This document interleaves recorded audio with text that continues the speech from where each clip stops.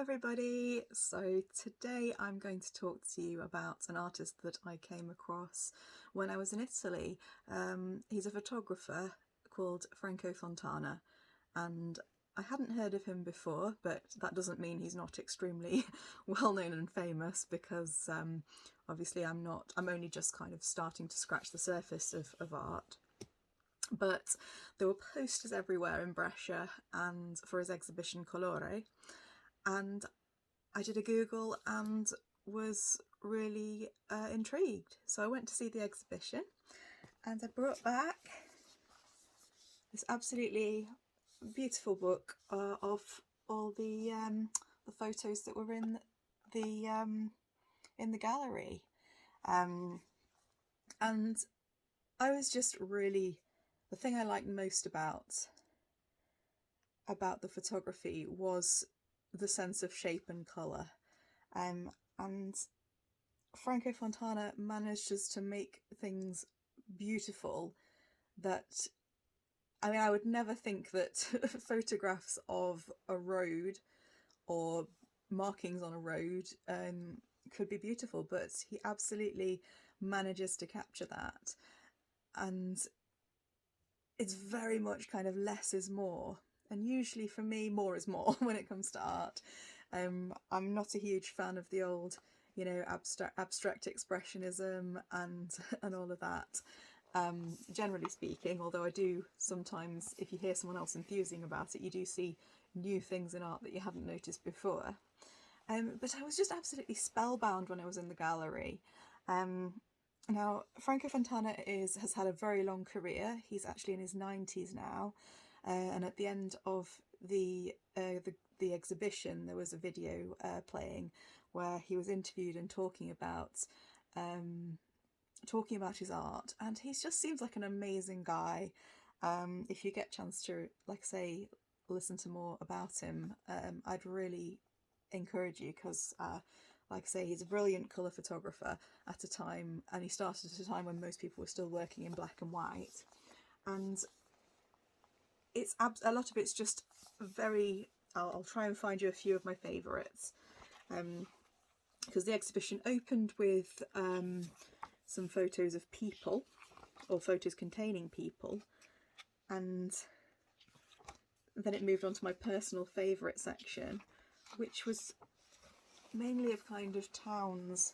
So if you look at the kind of the way that the shots are staged and made up with all the different colours, it's, like I say, it's the sort of thing that usually wouldn't be my cup of tea, but I was absolutely spellbound walking around the gallery looking at all of these exhibited together. That's a particularly nice one, of all the kind of colours, and it's almost like the different parts of the that make up the pictures form like a secondary artwork in themselves. And I was pretty much had the place to myself when I was wandering around. I think it was just the time I went, and just looking back on all of these, I mean, it's just fantastic. And as you can see, the markings on the road, and he's managed to make them beautiful and interesting. And yet my eye was just kind of drawn the whole way through. And then finally you've got kind of mega vistas, and particularly in real life, this one, when blown up, is actually pretty stunning, especially when it's against all the other landscapes, and you can kind of see how reducing it. I never thought that minimalist abstract photography would be my thing, but I'm hugely enthusiastic, and I think I should probably send Signor Fontana a message to tell him how much I enjoyed his exhibit, because I really did. I'm getting more into art, starting with my explorations of the story of art without men, without men. Although the story of art without women is pretty much the first book. It was by Gombrich, because there were not many.